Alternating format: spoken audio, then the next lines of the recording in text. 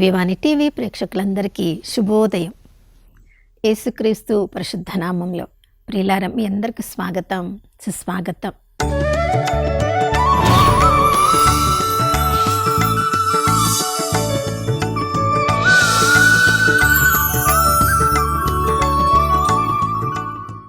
గడిచిన కాలమంతా ఎంతోమంది కంటే ఉన్నత స్థితిలో మనం నిలబెట్టిన ఆ త్రియేక దేవునికి మనసారా వందనాలు తెలియచేద్దాం. నా ప్రియ సహోదర సహోదరి, ఈరోజు ఈ పరిస్థితిలో సజీవుల లెక్కలో మనం ఉన్నామంటే దేవుని కృప మాత్రమే మనకి ఈ నూతన ఉదయాన్ని చూసే అర్హతను అనుగ్రహించింది. నిన్నటి దినాన్ని, మన జీవితాన్ని మనం చూసుకుంటే మన జీవితము మనకే ఇష్టం లేకుండా ఉండవచ్చు. కొంతమందికి రేపటి నూతన ఉదయాన్ని చూసే అర్హత నాకు లేదు అనిపించవచ్చు. లేదా వాళ్ళు అనుభవించిన శ్రమలను బట్టి ఈ రాత్రి ఎలా గడిచిపోతుంది అని గత రాత్రి మనము జీవించి ఉండవచ్చు. కానీ ఈ నూతన ఉదయంలో మనం సజీవంగా ఉన్నామంటే మనకున్న అన్ని రకాల పరిస్థితుల గుండా ఇంకా నిరీక్షణతో మనం జీవించగలుగుతున్నామంటే కేవలము ఆ దేవుని కృప మాత్రమే మనల్ని సజీవుల లెక్కలో ఉంచగలుగుతుంది. ప్రియులారా, మరి అంత నమ్మకమైన దేవుడు, నిత్యుడైన ఆ దేవునికి చెందిన బిడ్డలంగా ఈ రోజంతా మనం జీవించాలంటే మన శక్తి, మన బలము మనకి సరిపోదు.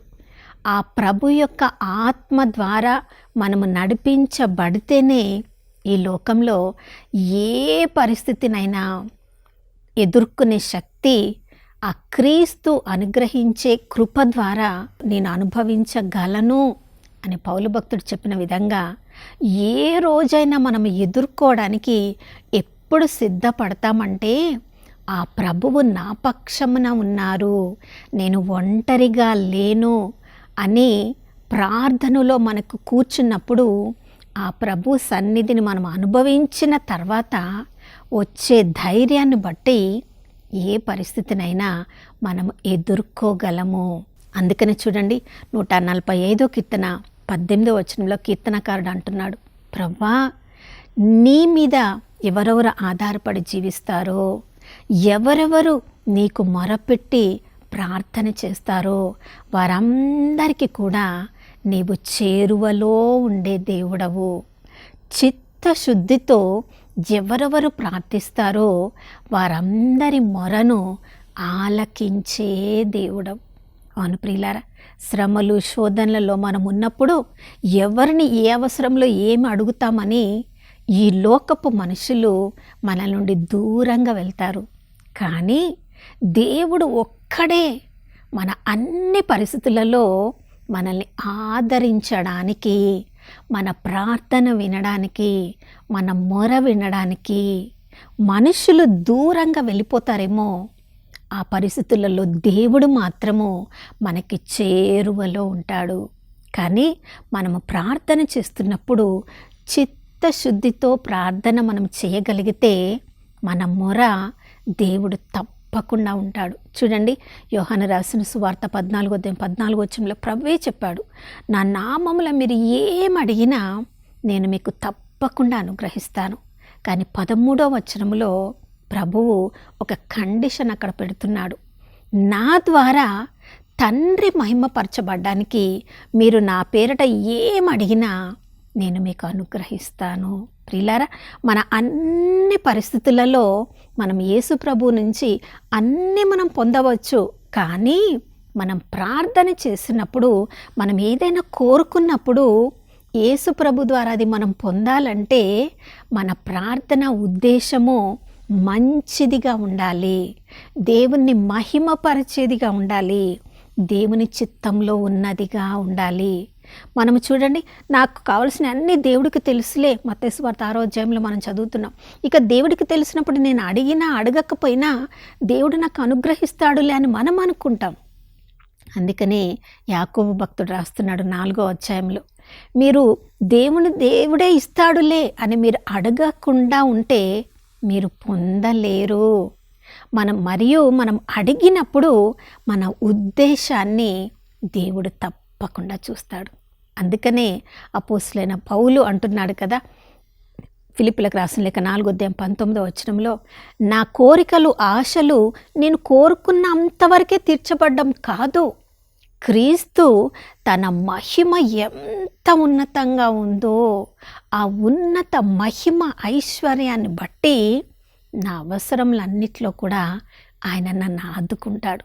మనకి కొద్దిగానే అవసరం ఉండొచ్చు ప్రియులారా, కానీ దానికి తీర్చడానికి దేవుడి దగ్గర ప్రపంచమంతటా ఉన్నన్ని వనరులన్నీ కూడా దేవుని నామములో ఎప్పుడెప్పుడు దేవుడు ఆజ్ఞయిస్తాడా, ఎప్పుడెప్పుడు మన దగ్గరికి వచ్చి పడాలా అని దేవుని ఆజ్ఞ కొరకు, అంటే మన ప్రార్థన దేవుని ఉద్దేశం దేవుని చిత్త ప్రకారం ఉన్నట్లయితే తప్పకుండా అన్నీ మనకి అనుగ్రహించబడును. అదే 145 కీర్తన 15-16 కీర్తనకారుడు అంటున్నాడు, ప్రభా ప్రతి ప్రాణి కూడా ఆశతో తమ అవసరముల కొరకు నీ వైపు చూచును, నీవు పిడికిటి విప్పి వాటి అవసరములన్నీ కూడా తీర్చే దేవుడవు అని. ప్రియులారా 34 కీర్తనలో మనం చదువుతున్నాం 10వ రాజు సింహము అరణ్యానికి అంతటి కూడా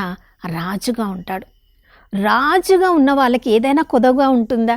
కానీ చూడండి, కీర్తనకారుడు చెప్పిన సత్యము, సింహపు పిల్లలైనా ఆహారం దొరకక అలుమటించవచ్చు, కానీ నిన్ను నమ్ముకున్న వాళ్లకు ఏ కొదవ రాదు, ఏ అవసరం తీర్చబడకుండా ఉండదు అని. ప్రియులారా, మన ప్రతి అవసరాన్ని తీర్చగలిగే దేవుడి దగ్గర మంచి ఉద్దేశంతో మనం మొరపెట్టినప్పుడు ఆయన చేరువలో ఉండడమే కాదు, మన నోటి నుంచి బయటికి వచ్చి రాకముందే మన ప్రార్థన ఉద్దేశములు నెరవేర్చబడడానికి దేవుని యొక్క దూతలు సిద్ధపరపబడి ఉన్నారు. ఈ నూతన ఉదయంలో ఎంత గొప్ప ధన్యత కదా! ఎప్పుడెప్పుడు దూతలు మనం దేవుని వాక్యాన్ని పలుకుతున్నామో వెంటనే ఆ వాక్యం మన నోటి నుంచి విశ్వాసంతో బయటికి రాగానే దేవుని యొక్క నామములో దేవుని మహిమ కొరకు మన అవసరములు తీర్చడానికి దూతలు సిద్ధంగా ఉన్నారు. అందుకనే ప్రియులారా 145 కీర్తన 20 మనం ఎక్కడెప్పుడు భయపడుతున్నామో, ఎక్కడెక్కడ మనకు దుష్టులు మనల్ని వెంబడిస్తున్నారు అని, ఏదైనా మనకి నాశనం జరగబోతుందని భయపడుతున్నామో, ప్రభుకి ఎవరెవరు మొరపెట్టుకుంటారో వారందరినీ కూడా ఆ దేవుడే కాపాడతాడు. నన్ను ప్రేమించు వారందరినీ నేను రక్షించదను, నా ప్రాభవమును అంగీకరించు వారందరినీ నేను వారిని కీర్తితో నింపెదను అంటున్నాడు ప్రభు 91 కీర్తన. అందుకని ఉదయమే లేచి చూడండి, మనం అందరం కూడా 91 కీర్తనలో ప్రతి వాగ్దానాన్ని స్వీకరిస్తున్నాం. ఎందుకంటే ఈరోజు ఏ శ్రమలు, ఏ నష్టం కలగబోతుందో వాటన్నిటి నుంచి కూడా ఆ ప్రభువే మనల్ని కాపాడతారని నమ్మకం ఉంది. కాబట్టి ఆ రోజంతటిని కూడా ఉదయకాలమే ప్రభువునకు మనం సమర్పిస్తాం. ప్రియులారా, మరి ఈ లోకపు అవసరములు మాత్రమే తీర్చబడితే చాలా, ఈ లోకంలో మనకి ఏ కష్టం నష్టము వాటి నుంచి మనము తప్పించబడితేనే చాలా. అన్నిటికంటే ముఖ్యంగా ఈ లోకంలో దేవుని ప్రజలంగా మనం జీవించాలంటే ఈ లోక జ్ఞానంతో మనము నడిపించబడకూడదు ప్రియులారా.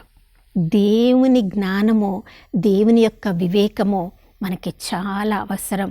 అందుకనే యాకోబు భక్తుడు అంటున్నాడు 1వ అధ్యాయంలో, ప్రభా ఎవరెవరికి వివేకము కొదవగా ఉందో వాళ్ళు ప్రభువుకి మొరపెట్టినప్పుడు దేవుడు తన విజ్ఞానముతో వివేకముతో వాళ్ళను నింపును అంటున్నాడు. అవును ప్రియులారా, మనము ఈ లోకంలో దేవునికి చెందిన బిడ్డలంగా, దేవుని సాక్షులంగా జీవించాలంటే మనకి ఉన్న తెలివి, మనకు ఉన్న జ్ఞానము సరిపోదు. కాబట్టి ప్రతిరోజు ఉదయమే మొట్టమొదటిగా ప్రభు యొక్క జ్ఞానము, ప్రభు యొక్క వివేకము ద్వారా రోజంతా మనం నడిపించబడాలని ప్రతిరోజు మనం ప్రార్థన చేసుకోవాలి. అంతేకాదు, ఈ లోక అవసరములు తీర్చబడడం మాత్రమే కాదు, ప్రతిరోజు కూడా నిత్య జీవంలో మనం భాగస్వాములు కావాలని, ప్రభా నిత్య జీవంలో, నిత్యత్వంలో నేను కూడా మీలో ఆనందించాలని మమ్మల్ని ప్రతిరోజు సిద్ధపరచు ప్రభా అని ఆ ప్రభుని మనం వేడుకోవాలి. ఆ నిత్య జీవం ఇవ్వడానికే యేసుక్రీస్తు ప్రభుల వారు తన పరలోక సింహాసనాన్ని వదిలి ఒక సాధారణ మానవుడిగా పడిపోయిన మనల్ని తిరిగి పవిత్రుడైన తండ్రితో సఖ్యపరచడానికి ఈ లోకంలోనికి వచ్చారు. కాబట్టి ఆ నిత్య జీవం మీద ప్రతిరోజు మన దృష్టిని, మన గురిని ఉంచమని ప్రార్థించుకోవాలి. అటువంటి కృపను మనందరికీ అనుగ్రహించమని ప్రార్థించుకుందాం. నాతో కలిసి ప్రార్థనలో ఏకీభవించండి. పరిశుద్ధమైన దేవానికి స్తోత్రములు తండ్రి. ఈ లోకంలో ఏ ఒక్కరు కూడా నశించిపోవడం నీకు ఇష్టం లేదు. అందరూ కూడా రక్షింపబడాలని ప్రభా మిమ్మల్ని మీరు తగ్గించుకొని సిలువ మరణము వరకు తగ్గించుకొని ప్రభా పునరుత్థానమై తండ్రికుడు ప్రక్కన కూర్చొని మా కొరకు విజ్ఞాపనకర్తగా న్యాయవాదిగా ఉన్న యేసయ్య మీకు స్తోత్రం. అయ్యా, నాతో కలిసి ఈ ఉదయకాలంలో ప్రార్థించే నా సహోదరులందరూ ఏ పరిస్థితిలో ఉన్నారో అయ్యా, వారందరి హృదయ రహస్యములు ఎరిగిన దేవుడవయ్యా నీకు స్తోత్రం. ప్రతిరోజు దివ్యవాణిలో నాయనా దివ్యబలి చూస్తూ ప్రభా ప్రార్థనలో పాల్గొంటూ ప్రభా వాక్యము ద్వారా వాళ్ళని వాళ్ళు బలపరుచుకుంటూ ఏ అవసరములలో ఉన్నారో అయ్యా వారందరినీ కూడా మీ దగ్గరకు తీసుకుని వస్తున్నాం. దివ్యవాణిని ఛానల్ని కూడా మీ దగ్గరకు తీసుకుని వస్తున్నాం.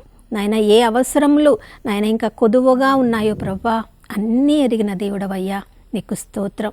మా ప్రతి అవసరాన్ని చూసే దేవుడవయ్యా, ప్రతి ప్రాణి ఆశతో నీ వైపు చూసినప్పుడు నీ పిడికిటి విప్పి అన్నిటి అవసరములను తీర్చే దేవుడవయ్యా నీకు స్తోత్రం.